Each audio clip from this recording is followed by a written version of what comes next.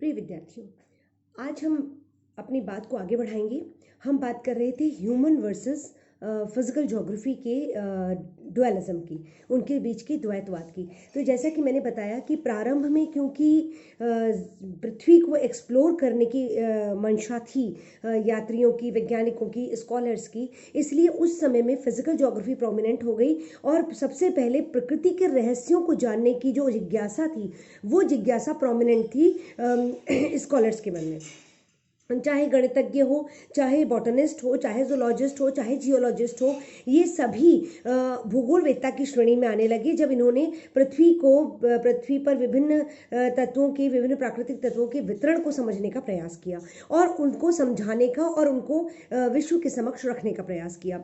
यहाँ पर physical geography prominent होती गई। जैसा कि मैंने आपको बताया कि कोपेन ने जब जलवायु वर्गीकरण किया, पेंक ने जब साइकिल ऑफ इरोजन दिया, डेविस ने जब साइकिल ऑफ इरोजन दिया, ये सारा वो समय था जब 17वीं 18वीं, हमें कहना चाहिए कि 19वीं शताब्दी के पूर्वार्ध तक स्थिति ये थी कि भूगोल का प्रमुख सब्जेक्ट मैटर जो है, प्रमुख विषय वस्तु जो है, वो फिजिकल ज्योग्राफी को माना जाता रहा।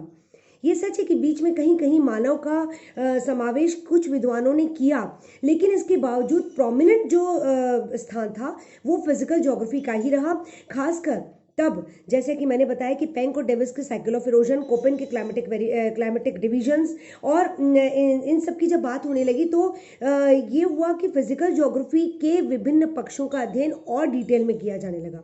जियोमॉर्फोलॉजी पर पकड़ बढ़ी विद्वानों की जब साइकिल ऑफ इरोजन आया। इसके अलावा डेवलपमेंट के इश्यूज, हम पूरी तरीके से नेचुरल लॉस पर डार्विन के सिद्धांत को फॉलो करने लगे। लैंडफॉर्म्स का डेवलपमेंट की बात हुई ही, और क्लाइमेटिक डिविजन्स की बात हुई, जियोमॉर्फोलॉजिकल बाकी कंसेप्ट की बात हुई, पेडोलॉजी की बात हुई। सोवियत ज्योग्राफर्स जब प्रोमिनेंट हुए 19वीं शताब्दी में तो उन्होंने पेडोलॉजी की बात की, उन्होंने हाइड्रोलॉजी की बात की, लेकिन और जलवायु विज्ञान की बात की, लेकिन इन सब में मनुष्य कहीं पीछे छूट गया। ये सारे फिजिकल ज्योग्राफी के हिस्से थे जहां पर प्राकृतिक तत्वों को अध्ययन को ही भूगोल की आत्मा माना जाने लगा। ये माना जाने लगा कि पृथ्वी के धरातल पर व्याप्त स्थलमंडल, जलमंडल और वायुमंडल के जो प्रमुख तत्व हैं, वही वस्तुतः भूगोल के विषय क्षेत्र में समावेश किए जा सकते हैं। मानव कहीं अछूता छूट गया, उपेक्षित रह गया। अब हम अगर ह्यूमन ज्योग्राफी पर दृष्टिपात करते हैं, ये सारी चीजें हुई। इसके बाद मैकेंडर आए, चशॉर्म आए, हर्बर्टसन आए, सबने फिजिकल ज्योग्राफी को प्रोमिनेंट माना। सोवियत ज्योग्राफर्स का जैसे मैंने आपको बताया, तो 19वीं शताब्दी का पूर्वार्ध, या बल्कि कहना चाहिए कि तीसरे हिस्से तक ये रहा कि फिजिकल ज्योग्राफी ही डोमिनेट करती रही भूगोल के क्षेत्र में, भूगोल की विषय वस्तु के रूप में। अगर हम ह्यूमन ज्योग्राफी के डेवलपमेंट पर दृष्टिपात करते हैं तो हम पाते हैं कि ह्यूमन ज्योग्राफी एक बार तो प्रोमिनेंट हुई जब रटजिल और रिटर ने ह्यूमन ज्योग्राफी की बात की, जब मैन नेचर रिलेशनशिप की बात की, जब यूनिटी इन डाइवर्सिटी की बात की, जब उन्होंने ये कहा कि मनुष्य भी प्रकृति के विभिन्न तत्वों पर आधारित है, या मनुष्य के पर्यावरण का, मनुष्य की जीवन शैली का निर्माण प्राकृतिक तत्वों के आधार पर होता है।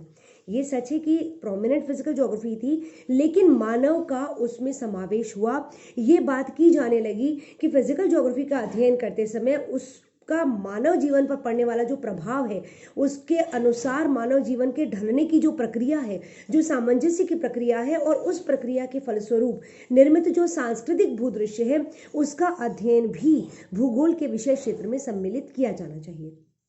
यहाँ से मानव का दखल बढ़ा भूगोल के क्षेत्र में, लेकिन अभी भी प्रधानता भौतिक भूगोल की थी। अभी भी भौतिक भूगोल को प्रोमिनेंट मानने वाले या नेचुरल एनवायरनमेंट को प्रोमिनेंट वाले, महत्वपूर्ण मानने वाले विद्वान मौजूद थे। मिस सैंपल ने जब बात की, जिनको कि बहुत बड़ा डिटर्मिनिज्म का बहुत बड़ा एडवोकेट माना जाता है, man is the product of the earth, जब उन्होंने कहा, तो यहाँ भी मनुष्य को प्रकृति का सिर्फ एक हिस्सा माना गया।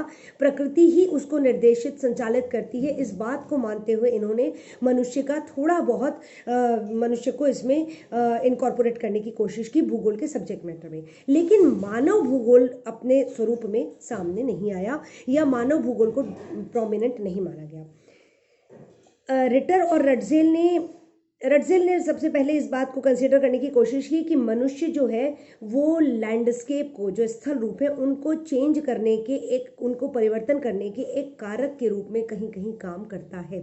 मनुष्य जब सांस्कृतिक परिदृश्य का निर्माण करता है तो कहीं कहीं लैंडस्केप चेंज होता है, कहीं कहीं प्राकृतिक तत्वों के जो प्राकृतिक स्वरूप है उसमें थोड़ा बहुत परिवर्तन आता है। लेकिन रटजेल ने भी बस इस बात को इतना कहते हुए यूनिटी इन डाइवर्सिटी की बात कही और मनुष्य को बहुत प्रोमिनेंट स्थान नहीं दिया। सबसे ज़्यादा इम्पॉर्टेंट जो मानव ज्योग्राफी, मानव भूगोल आई, या जिसको वो या ये कहना चाहिए कि भूगोल के विशेष क्षेत्र में जब मानव भूगोल का समावेश प्रमुखता से हुआ, वो समय था फ्रेंच ज्योग्राफर्स का, विडाल डी ला ब्लाश का।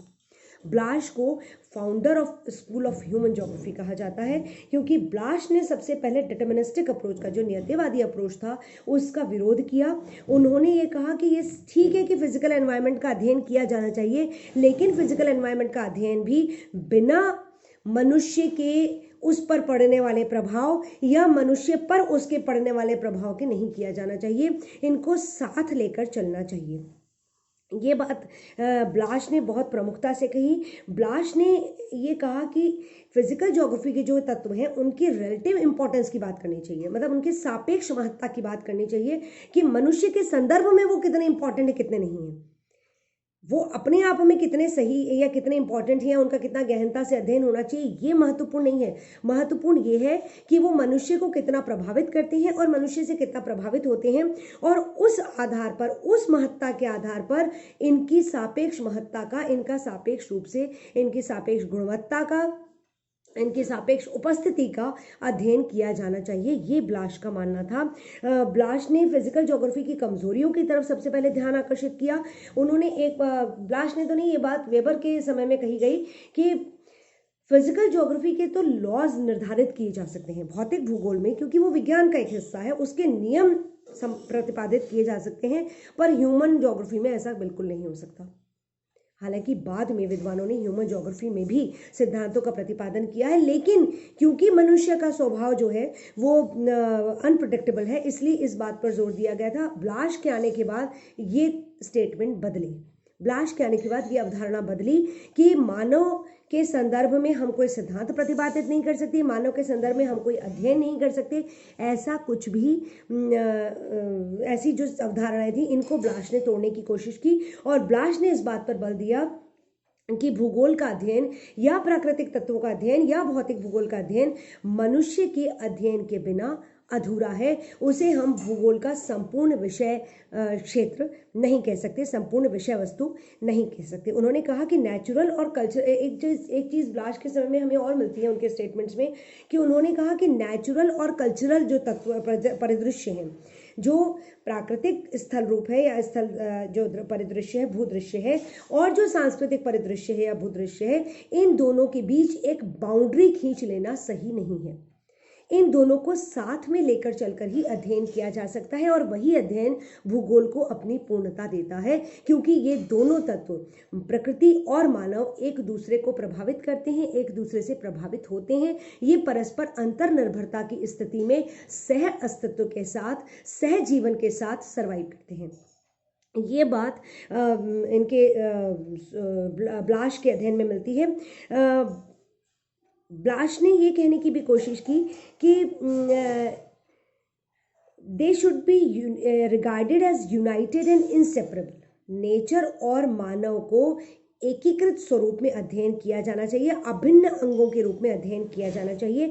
In an area of human settlement nature changes significantly because of the presence of man. ऐसा नहीं है कि सिर्फ प्रकृति ही मनुष्य को प्रभावित करती है, कोई भी जगह जहाँ पर मानव समुदाय निवास करता है, उस जगह का जो प्राकृतिक परिदृश्य है, वो जो प्राकृतिक फेनोमेना है, उनमें निश्चित रूप से उल्लेखनीय परिवर्तन आएंगे, और वो मनुष्य की उपस्थिति की वजह से आएंगे, मनुष्य के क्रियाकलापों की वजह से आएंगे। And those changes are greatest where the level of material culture of a community is highest. जिस मानव समुदाय की में का जो आर्थिक विकास है, उसमें जो मटेरियल कल्चर है, मतलब उनका जो भौतिकवादी जो संस्कृति है, अगर उसमें रिसोर्सेज के दोहन की संस्कृति और रिसोर्सेज के आधार पर अपनी अर्थतंत्र को डेवलप करने की संस्कृति जितनी ज़्यादा होगी, उतना ही ज़्यादा ये नेचुरल लैंडस्केप में परिवर्तन देखने को मिलेगा। और इन दोनों का अध्ययन इसीलिए भूगोलवेत्ता की दृष्टि से हमारे लिए इम्पॉर्टेंट हो जाता है। इसी अध्ययन के दौरान ब्लाश ने ही developed the principles of activity and intercorrelation, इनके बीच में प्रकृति और मानव के मध्य अंतर संबंध के सिद्धांत को प्रतिपादित किया। गत्यात्मकता, गति के इनके बीच की अंतर प्रक्रिया के सिद्धांत को प्रतिपादित किया ब्लाश ने। इसके साथ ही ये जहाँ हमने देखा कि ब्लाश ने अपने पूर्ववर्ती विद्वानों से बिल्कुल हटकर ह्यूमन ज्योग्राफी में को प्रतिपादित करने का प्रयास किया या इम्पोर्टेंस देने का प्रयास किया।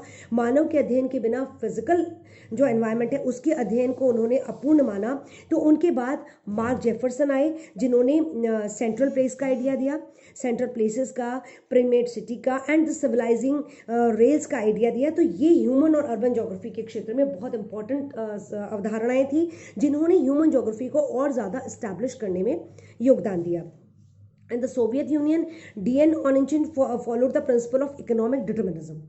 सोवियत यूनियन में इकोनॉमिक डिटर्मिनिज्म की बात भी की गई, आर्थिक नियतिवाद की बात की गई। प्राकृतिक नियतिवाद सब इंपॉर्टेंट नहीं रहा, आर्थिक नियतिवाद इंपॉर्टेंट रहा। कहने का मतलब ये कि जैसे जैसे सभ्यताओं का विकास हुआ, अर्थतंत्र का विकास हुआ 19वीं शताब्दी के बाद, वैसे वैसे ये बात इंपॉर्टेंट होती गई कि प्रकृति के रिसोर्सेज का दोहन, प्रकृति द्वारा प्रदत्त जो संसाधन है उनका दोहन कर कर अर्थतंत्र और अर्थतंत्र के विकास के साथ अपने सामाजिक सांस्कृतिक पर्यावरण का विकास मानव करता है। और इस आधार पर मानव, और उसके बाद मानव अपने नगरों का निर्माण करता है, अपने ट्रांसपोर्टेशन का निर्माण करता है, अपने संपूर्ण एक अर्थव्यवस्था को डेवलप करता है। और इसीलिए उसका अध्ययन इम्पॉर्टेंट हो जाता है।